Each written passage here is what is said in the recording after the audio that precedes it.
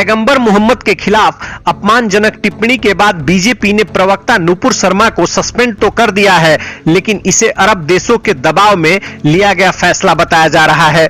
नुपुर शर्मा के बयान की वजह से अरब देशों में भारत का जमकर विरोध हो रहा है। बहरीन, कतर, कुवैत, ईरान और ओमान समेत अन्य खाड़ी देशों में भारत के प्रोडक्ट और भारत के लोगों के खिलाफ गुस्सा देखने को मिल रहा है। मीडिया रिपोर्ट में यह अनुमान लगाया जा रहा है कि अगर खाड़ी देशों ने भारतीय लोगों का विरोध शुरू कर दिया तो इससे सबसे ज्यादा मुश्किलें बिहार और यूपी के लोगों की बढ़ेगी। बिहार में भी खास तौर पर सिवान और गोपालगंज ऐसे दो जिले हैं जहां के लोग सबसे ज्यादा खाड़ी देशों में रहते हैं। सिवान गोपालगंज के मजदूर या थोड़े कम पढ़े लिखे लोग पैसा कमाने के लिए खाड़ी देशों का रुख करते हैं।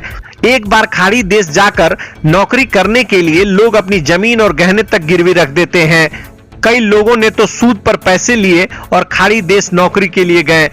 कुछ साल पहले बीबीसी की एक रिपोर्ट में बताया गया था कि बिहार और खास तौर पर सिवान गोपालगंज में जो लोग खाड़ी देश जा रहे हैं उनमें से अधिकतर कारपेंटिंग, कंस्ट्रक्शन, जेसीबी, ड्राइविंग आदि जैसी नौकरियां करते हैं। इनका मालिक स्थानीय होता है जबकि अधिकतर मजदूर भारतीय होते हैं।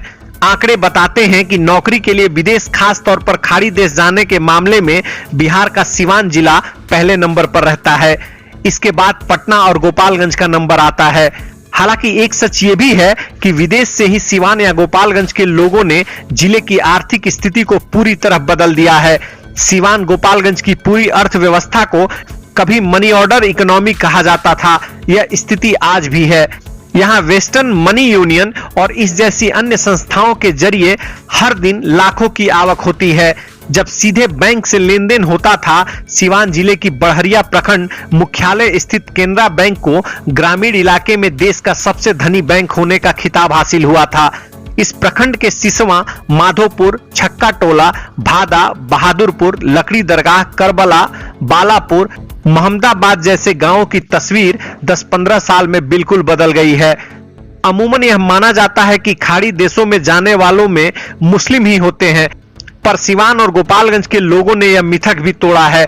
यहाँ मुस्लिम के साथ हिंदू युवक भी बड़ी संख्या में बाहर गए हैं। एक ही गांव के दर्जनों हिंदू मुस्लिम युवक बाहर जाकर वहां भी अपनी संस्कृति को यथासंभव जीवंत रखने की कोशिश करते हैं।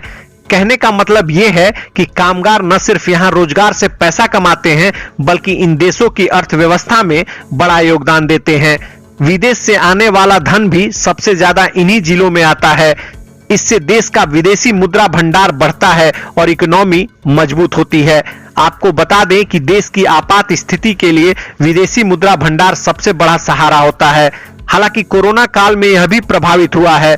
खाड़ी देश में बड़ी संख्या में मजदूरों को नौकरी से निकाल दिया गया। वहीं कई मजदूरों की सैलरी नहीं दी गई। बड़ी संख्या में मजदूर फंसे हुए हैं और खुद को ठगा महसूस कर रहे हैं। बहरहाल अरब देशों में भारत को लेकर हो रहे विरोध ने सिवान और गोपालगंज जैसे जिलों के उन लोगों की चिंताएं बढ़ा दी हैं जो खाड़ी देश में हैं। वहीं यहाँ परिवार भी टेंशन में रह रहा है।